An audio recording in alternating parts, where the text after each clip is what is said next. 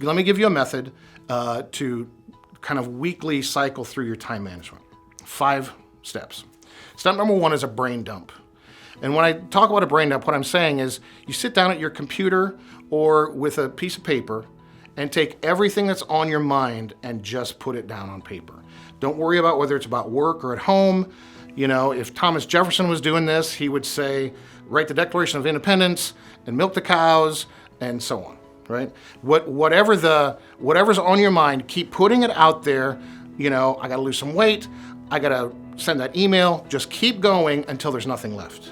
With all of my clients, I coach them to do this as a function of stress management. When you do it, you will feel like you have unburdened yourself. And if stress is an ongoing thing, do this daily before you leave the office. And then keep reminding yourself, whatever I need to take care of will be waiting for me at my desk tomorrow morning so I can relax this evening. Number 1 is a brain dump. Then number 2 is prioritizing. You gotta take that list of items and say, which of these is most important? Is it most important because it's a value of mine? Is it important because an important person wants me to get it done? For whatever reason. Then you need to take those items and schedule them on your calendar, right? Now it's where the calendar is coming into play. And you've got to be able to just look at your calendar and kind of guess how much time that's going to take. If it's a routine issue, you'll probably know already. If it's not something you normally do, it's a good idea to assume it's going to take you a little longer than you think it will, because that's usually the case. Try not to allow if you know it's an hour task, try not to allow 8 hours to get it done, because you'll find a way to take 8 hours to do it.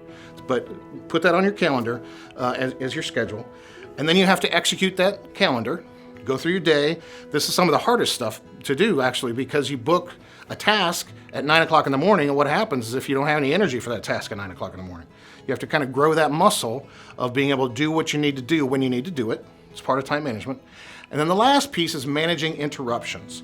And our workplaces today are rife with interruptions. If you live in a world where every 20 minutes somebody's knocking on your door and saying, you got a minute, you've got to find a way to stop that. Whether you use a technique where you say, look, I'm closing my door for 45 minutes, you work like mad, totally focused, and they take a 15-minute break.